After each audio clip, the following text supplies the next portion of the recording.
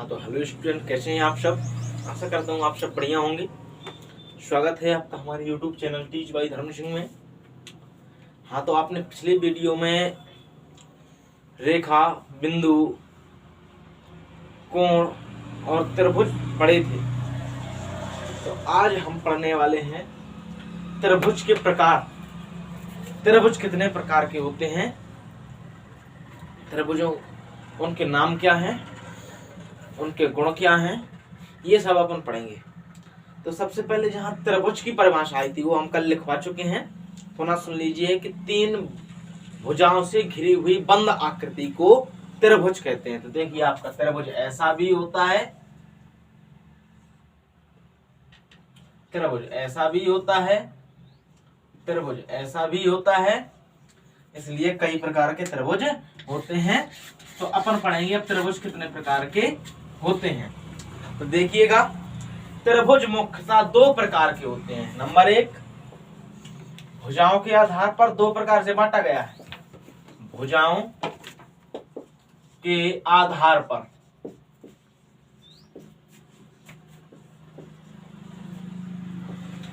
Number दो पे बांटा गया है आपका कोणों के आधार पर। कोण के आधार पर त्रिभुज को दो प्रकार से इनका वर्गीकरण किया गया है। ठीक है, तो अब भुजाओं के आधार पर कोणों को, त्रिभुजों को किस प्रकार से बांटा गया है। देखिए अब हम यहाँ पर भुजाओं के आधार पर बता रहे हैं। नंबर एक के ये नंबर क्या हुआ, सबसे पहले आपका समबाहु। देखिए लिखा दे रहे, फिर परिभाषा लिखा देंगे। नंबर एक पर समबाहु, नंबर दो पर समद्विबाहु,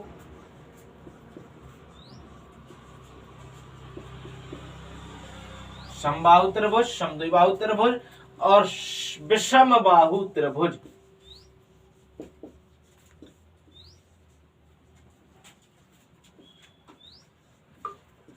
ठीक है, विषमबाहु त्रिभुज। ये आपके त्रिभुज के प्रकार होते हैं। कहां से, भुजाओं के आधार पर। इनके नाम बिल्कुल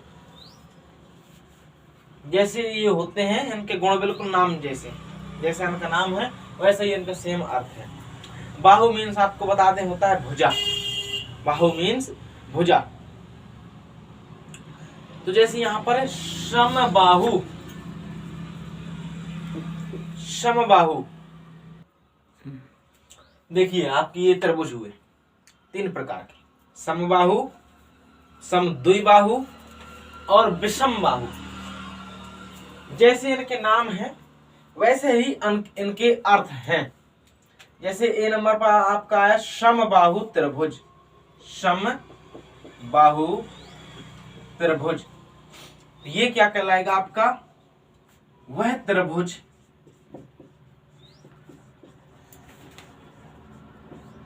जिसकी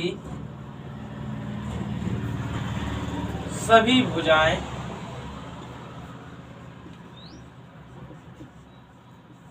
समान हों। ध्यान दीजिए, सम मीन्स समान, बाहु मीन्स भुजा।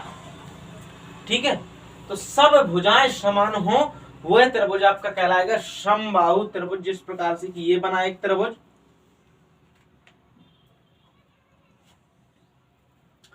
नाम देते हैं ए बी सी। यदि ये भुजाएं ए बी बराबर है बी सी, नहीं सॉरी ए सी बराबर बी सी, अर्थात कि ये तीनों भुजाएं समान हैं, तब ये समद्विबाहु त्रिभुज होगा। ठीक है, तो ये आपका हुआ समबाहु त्रिभुज, अर्थात जिसकी सभी भुजाएं समान हो। इसके बाद नंबर दो पर आता है आपका समद्विबाहु त्रिभुज, समद्विबाहु। देखिए इसका जैसा नाम है द्विबाहु। सम मीन्स समान, द्वि मीन्स दो, बाहु मीन्स भुजाएं। बाहु मीन्स भुजा ही होता है, जैसे कि सहस्त्र बाहु, 1000 भुजाएं। इस प्रकार से समद्विबाहु कि जिसकी दो भुजाएं समान हों, समद्विबाहु। तो देखिए कि वह त्रिभुज जिसमें दो भुजाएं समान हो,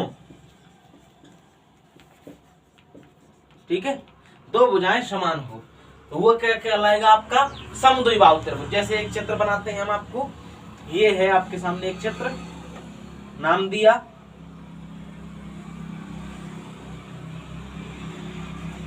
ए बी सी। तो इसमें क्या होगा, यदि यह समद्विबाहु त्रिभुज है तो कोई भी दो, ये या ये या फिर आपस में ये, इस समय तो यहां पर ये है, देखिए ए बी बराबर है ए सी के, लेकिन बी सी के बराबर नहीं है। बी सी इन सब के बराबर नहीं है, बी सी भुजा अलग है से, ये दो भुजाएं क्या हैं आपकी समान है, ठीक है। तो ये कहलाएगा ए बी बराबर ए सी हो गया, आपका दो भुजाएं बराबर हो गई, तो समद्विबाहु त्रिभुज। वैसे ही नाम के अनुसार आता है विषमबाहु त्रिभुज।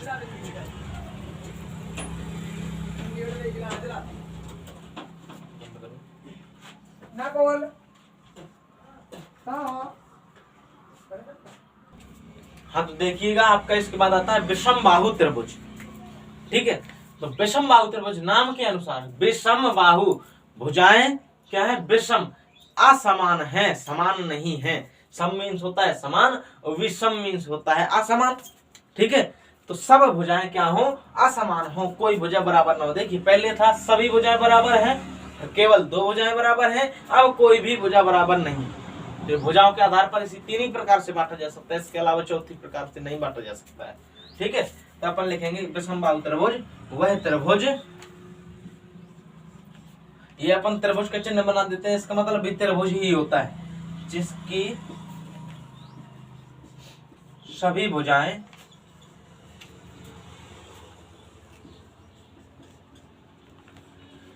असमान हो, असमान, ठीक है।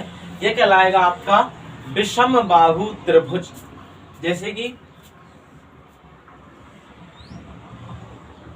ये है आपका, कोई भुजा समान नहीं है, ए बी और सी। यहां पर देखा जाए तो ए बी बराबर नहीं होगा ए सी के, और ना ही बराबर होगा बी सी के। ये इनमें से कोई भी भुजा बराबर नहीं होगी। ये थे आपके भुजाओं के आधार पर त्रिभुज। इसके बाद आप लोग इसके स्क्रीनशॉट लीजिए, अपन आगे पढ़ेंगे कोण के आधार पर त्रिभुज। हाँ, तो देखिए अब अपन पढ़ेंगे कोणों के आधार पर क्या त्रिभुज के प्रकार। तो कोणों के आधार पर भी देखिए त्रिभुज के तीन ही प्रकार होते हैं। कौन कौन से? नंबर एक, न्यून कोण त्रिभुज, न्यून कोण त्रिभुज। नंबर दो, समकोण त्रिभुज, और नंबर तीन, अधिक कोण त्रिभुज, अधिक कोण त्रिभुज। ठीक है, आपका न्यून कोण, समकोण और अधिक कोण, ये आपके तीन प्रकार होते हैं त्रिभुज के कोणों के आधार पर। ठीक है, तो आपके न्यून कोण, समकोण, अधिक कोण, ये कोण क्या कहलाते हैं, इसके लिए हम आपका अलग से एक वीडियो बना देंगे। अभी यहाँ पर ये समझ लीजिए कि न्यून कोण जो होता है 90 से छोटा होता है, समकोण होता है वो ठीक 90 का होता है, और अधिक कोण ये 90 से बड़ा होता है और 180 से छोटा होता है। ठीक है, तो न्यून कोण त्रिभुज आपका क्या कहलाएगा, परिभाषा की जरूरत नहीं है, केवल इतना ही देख लो। न्यून कोण में आपका हो जाएगा, करो, ठीक है। हाँ, तो देखिए न्यून कोण डायरेक्टली लिखिए इसे, वह त्रिभुज जिसका, देखिए वह त्रिभुज जिसका प्रत्येक कोण न्यून कोण हो, अर्थात प्रत्येक कोण 90 से छोटा हो। वह त्रिभुज जिसका प्रत्येक कोण न्यून कोण हो।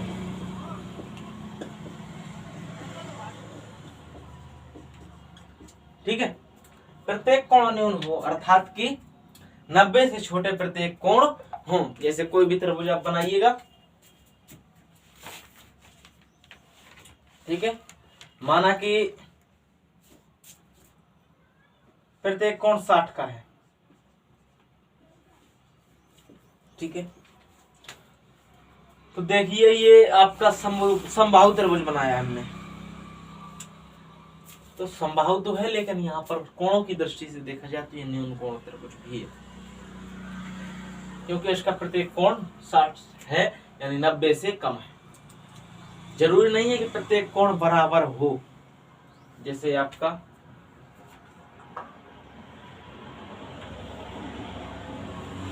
एक कोण माना ये आपका 50 डिग्री का है, ये आपका 60 डिग्री का है, ये आपका 70 डिग्री का, ठीक है। तो ये भी देखिए सब मान 90 से छोटे हैं, सब मान आपके 90 से छोटे हैं, इसलिए ये न्यून कोण त्रिभुज होगा। इसके बाद आता है आपका समकोण त्रिभुज। समकोण त्रिभुज,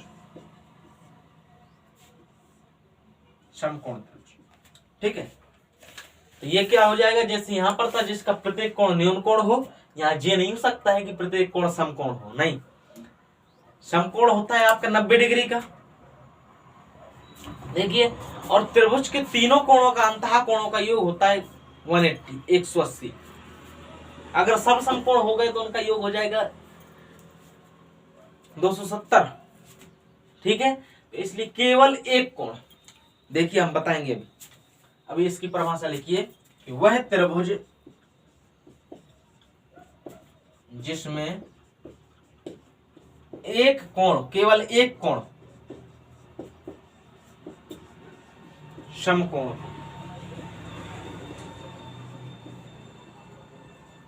क्या कहलाएगा, समकोण त्रिभुज कहलाएगा। इसे हम मिटा देते हैं, ठीक है। केवल एक कोण, शेष अन्य दो कोण न्यून कोण ही होंगे, केवल एक कोण समकोण होना चाहिए, क्योंकि देखिए त्रिभुज के अंतः कोणों का योग होता है 180। ये ऑब्जेक्ट आपका बहुत ज्यादा पूछता है कि किसी त्रिभुज में अधिकतम समकोणों की संख्या, अधिकतम कितने समकोण हो सकते हैं। अब एक तो हो ही सकता है, माना कि दो हो सकते हैं।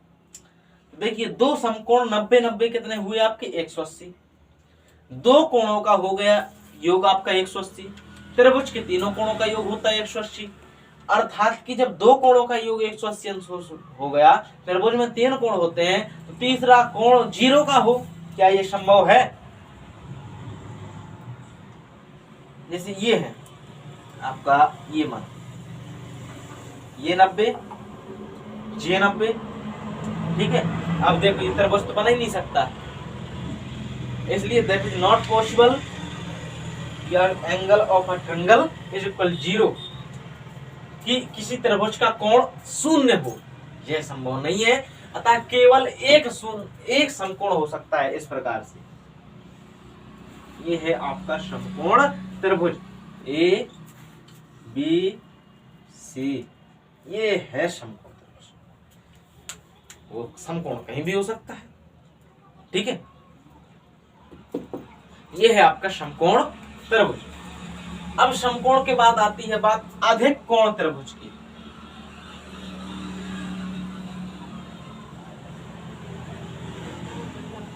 अधिक कोण त्रिभुज, इसमें वही बात कि एक कोण अधिक कोण हो, वह त्रिभुज जिसका एक कोण अधिक कोण हो,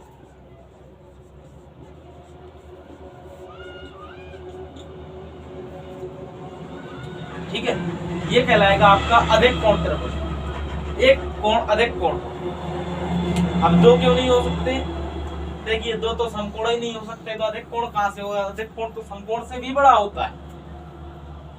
अधिक कोण 90 से ऊपर 180 से कम होता है। जैसे एक अपन ने त्रिभुज बनाया, ये है,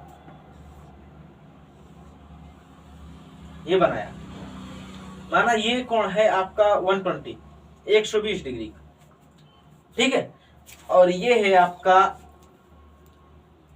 25 डिग्री का,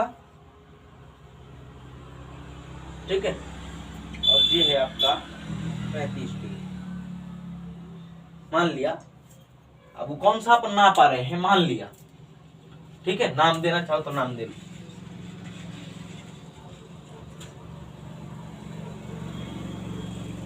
ठीक है, इतना अवश्य ध्यान रखना कि इनके सब कोणों का योग 180 से ज्यादा नहीं होना चाहिए और कम भी नहीं होना चाहिए, क्योंकि त्रिभुज के अंदर वाले कोणों का योग 180 अंश होता है, सभी का जोड़। ठीक है, तो ये आपका क्या कहलाएगा, अधिक कोण त्रिभुज। एक कोण देखिए अधिक कोण है, शेष दो तो न्यून रहना ही है, 90 से कम रहना ही है, लेकिन एक कोण अपना 90 से अधिक है, तो ये अधिक कोण त्रिभुज कहलाएगा। इसके साथ साथ एक और त्रिभुज आता है आपका, जिसे ना तो भुजाओं के आधार पर कह सकते हैं ना ही कोणों के आधार पर कह सकते हैं, ये दोनों प्रकार से होता है, जिसका नाम होता है समकोण समद्विबाहु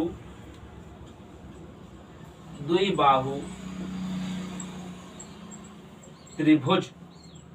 ठीक है, इसका नाम होता है समकोण समद्विबाहु त्रिभुज।